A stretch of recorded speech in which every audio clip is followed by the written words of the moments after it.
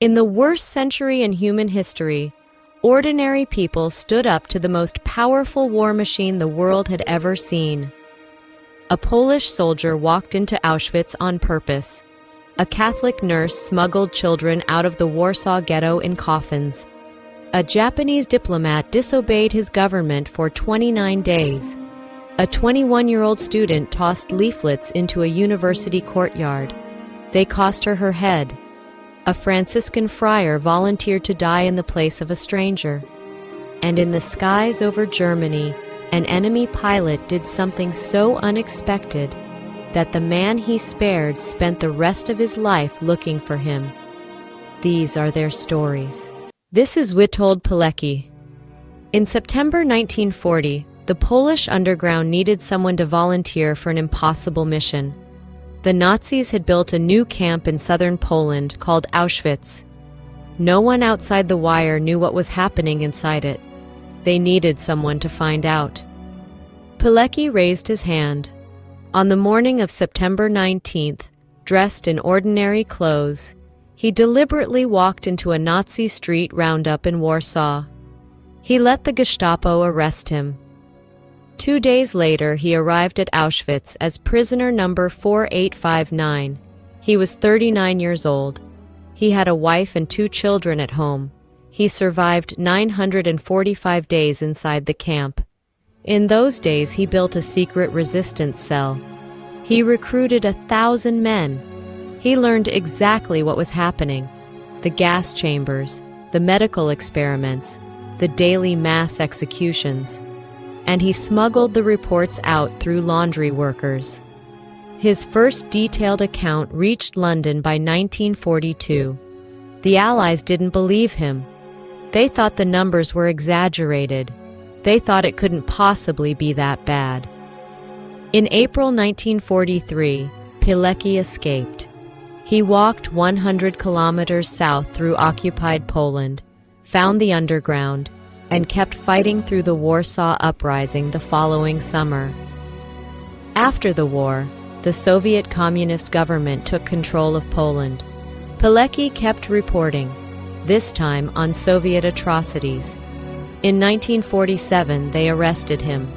They tortured him for 6 months. He told his wife, Auschwitz was a picnic compared to this. On May 25, 1948, the communists shot him in the back of the head in a Warsaw prison. They buried him in an unmarked grave. His family didn't learn what had happened to him until the Soviet Union collapsed in 1991. The world didn't fully understand what Witold Pilecki had done until the 2000s. His own daughter said he wasn't sad about Auschwitz. He was sad that nobody had believed him. For 945 days, he reported the truth from inside the worst place on earth. And for 40 years, his country called him a traitor. This is Irena Sendler. She was a 29-year-old Catholic social worker in Warsaw when the Germans invaded Poland in 1939. The Nazis built a wall around the Jewish quarter and sealed 400,000 people inside. Disease and starvation killed 5,000 a month. Sendler talked her way past the guards. She told them she was a sanitary inspector checking for typhus, the only disease the Germans were afraid of catching. They let her in. She started bringing food and medicine. Then she started bringing children out. She smuggled them in her doctor's bag. She smuggled them in suitcases. She hid them under the floorboards of trams. She drugged the babies so they wouldn't cry, and she carried them in coffins on official ambulance routes. She trained a dog to bark on cue at the checkpoint to cover the sound. She convinced 2,500 Jewish parents to give her their children. She placed them with Polish families, in convents, in orphanages. She wrote each child's real name and their new identity on a piece of cigarette paper. She put the papers in glass jars, and she buried the jars under an apple tree in her friend's garden so that one day she could reunite the families. In October 1943, the Gestapo arrested her. They tortured her for 3 months. They broke both of her feet. They broke both of her legs. She didn't give them a single name. They sentenced her to death. A resistance member bribed the executioner with a bottle of vodka. He took her to the forest, shot a pistol into the air, and let her walk away. Her name was added to the official list of the executed. She lived the rest of the war under a false identity. After the war, she dug up the jars. She gave the lists to the Surviving Relief Committee. Almost all of the parents had been killed at Treblinka. The committee tried to reunite the children with what was left of their families. For 50 years, Irena Sendler lived quietly in communist Poland. She was nominated for the Nobel Peace Prize in 2007. She lost to Al Gore, she said. "I could have done more. This regret will follow me to my death." She was 98 years old. This is Chiune Sugihara. In the summer of 1940, he was the Japanese consul in the small Lithuanian city of Kaunas. His job was paperwork. He had a wife and 3 children. He was 40 years old. On a quiet morning in July, he opened his curtains and saw a crowd outside his gate. Hundreds of Jewish refugees from Poland had walked across the border, fleeing the Nazis. They needed transit visas through the Soviet Union and Japan to reach safety in the Dutch Caribbean. Sugihara sent a telegram to Tokyo, asking for permission. Tokyo said no. He sent a second telegram. Tokyo said no. A third, no.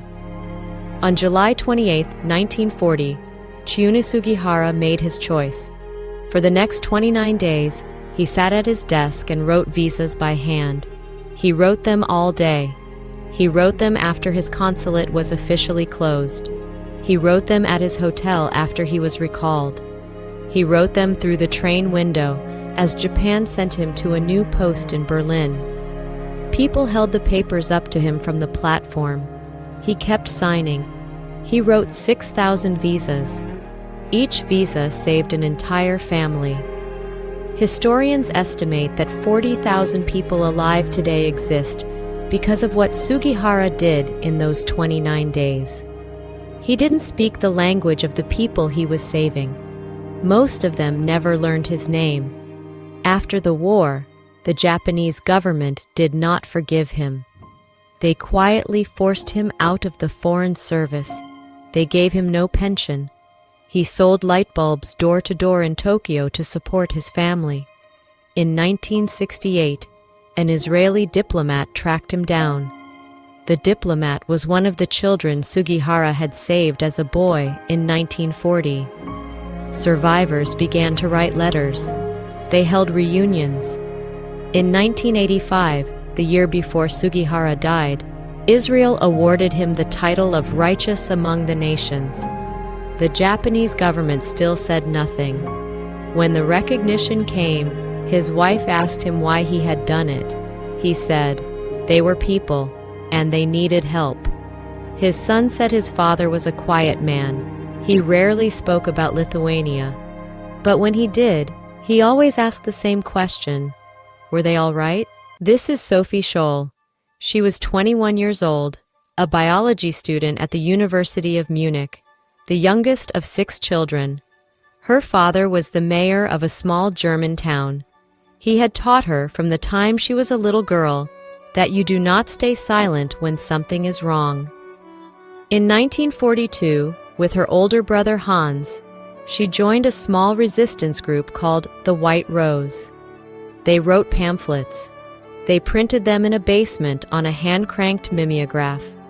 They stuffed them into envelopes and dropped them in mailboxes across southern Germany. The pamphlets called Hitler a mass murderer. They demanded that German citizens rise up. They quoted the Bible. They quoted Goethe. By February 1943, they had written 6 pamphlets. They had printed thousands. The Gestapo was looking for them everywhere. On the morning of February 18th, Sophie and Hans carried a suitcase full of leaflets into the empty central atrium of the University of Munich. They placed stacks on the windowsills outside every lecture hall. They had just begun to leave when Sophie, on impulse, took the last few pages and threw them off the marble staircase. The papers fluttered down into the courtyard. Not one student picked them up, not one student turned them in, but a university janitor named Jakob Schmid saw her. He held her there until the Gestapo arrived. She was interrogated for 4 days. They offered her a way out, sign a confession blaming her brother and naming her friends, and she could go home. She refused. She protected everyone she could. She slept easily in her cell. She was tried in a show court on February 22nd. The judge screamed at her. She told him calmly, "Somebody had to make a start. What we wrote and said is also believed by many others. They just don't dare express it as we did." She was found guilty at 1 in the afternoon. She was beheaded by guillotine at 5. She was 21 years old. Her last recorded words were, "How can we expect righteousness to prevail when there is hardly anyone willing to give themselves up individually to a righteous cause?" The 6th pamphlet, the one she had thrown from the staircase, was smuggled out of Germany. The Royal Air Force printed it on millions of leaflets and dropped them across Germany from bombers. Sophie Scholl's words fell from the sky. Today there are hundreds of schools in Germany named for her. This is Maximilian Kolbe. He was a Polish Franciscan friar at Auschwitz in July 1941. One evening, the camp commandant announced that a prisoner from Block 14 had escaped. As punishment, 10 men from that block would be selected at random and locked in the starvation bunker, Block 11, to die without food or water. The prisoners stood in lines on the Appell Square for hours. The SS officers walked between the rows, pointing. When the 10th name was called, Sergeant Francisek Gajonicek, the man cried out. He had a wife. He had 2 sons. He begged. Maximilian Kolbe stepped forward. He removed his cap. He walked to the front. He said quietly, "I am a Catholic priest. I would like to take his place. I have no wife. I have no children. I am old. He is useful." The commandant, for reasons that have never been recorded, said yes. The 10 men were marched to Block 11. They were stripped naked and pushed into a small concrete cell with no food and no water. The guards expected them to die in 3 or 4 days, screaming and clawing at the walls. For 2 weeks, the cell was different. Prisoners on cleaning duty reported that they could hear singing. Kolbe led the men in hymns. He prayed with them as each one died. He helped the dying lie down with dignity. After 10 days, only 4 men were still alive. After 14 days, only Kolbe remained. The Nazis needed the cell. On August 14, 1941, a guard named Hans Bach entered with a syringe of carbolic acid and injected it into Kolbe's left arm. Witnesses said Kolbe raised his arm to receive the needle, looked at the guard, and said thank you. His body was burned in the Auschwitz crematorium the next day. Francisek Gajonicek survived Auschwitz. He survived the war. He went home and found his wife waiting. His 2 sons had died in Soviet bombing. He spent the next 53 years traveling the world telling Kolbe's story. In 1982, in St. Peter's Square in Rome, Pope John Paul II canonized Maximilian Kolbe a saint. Sitting in the front row, weeping, was an old man named Francisek Gajonicek. He was the stranger Kolbe had died for. So far in this video, every story has ended with someone paying the ultimate price. This one ends differently. On December 20th, 1943, a young American B-17 pilot named Charlie Brown was flying his first combat mission over Germany. His bomber was shot to pieces. The tail gunner was dead. 6 of his crew were wounded. Half the controls were gone. The plane was leaking fuel. Brown was barely conscious. A German fighter pilot named Franz Stigler saw the crippled bomber from below. He climbed his Messerschmitt to finish it off. He was 3 kills away from the Knight's Cross. This would be an easy one. He pulled up alongside the B-17. He could see straight into the fuselage through the holes. He could see the dead gunner. He could see Brown looking at him with empty eyes. Stigler did not fire. Years later, he would say that he remembered something his commanding officer had told him on his first day as a pilot.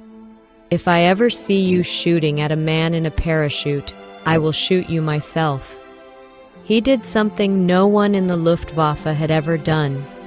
He flew formation with the bomber. He signaled Brown to land in Sweden. Brown signaled back that they were going home.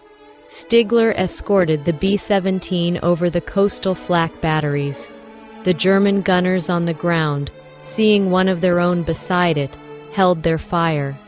Over the North Sea, Stigler saluted, peeled away, and went home. He never told anyone.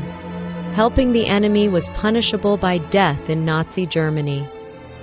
46 years later, in 1990, Charlie Brown placed an ad in a fighter pilot's newsletter, looking for the German who saved his life. Franz Stigler answered. They met for the first time in 1990. They became best friends. They died within 6 months of each other in 2008. These were ordinary people: a soldier, a nurse, a clerk, a student, a friar, a pilot. None of them had armies. None of them had power. None of them believed they were brave. Most of them paid for what they did with their lives. None of them asked to be remembered. But all of them, in the worst moment of the 20th century, looked at a darkness larger than themselves and said the same thing. Not while I am here. Witold Pilecki, Irena Sendler, Chiune Sugihara, Sophie Scholl, Maximilian Kolbe, Franz Stigler, and Charlie Brown. If you have someone in your own family who lived through this century, a grandparent, a parent, call them this week. Ask them what they remember. Thank you for watching. I'm BrightSideBrief. We will tell another story next week.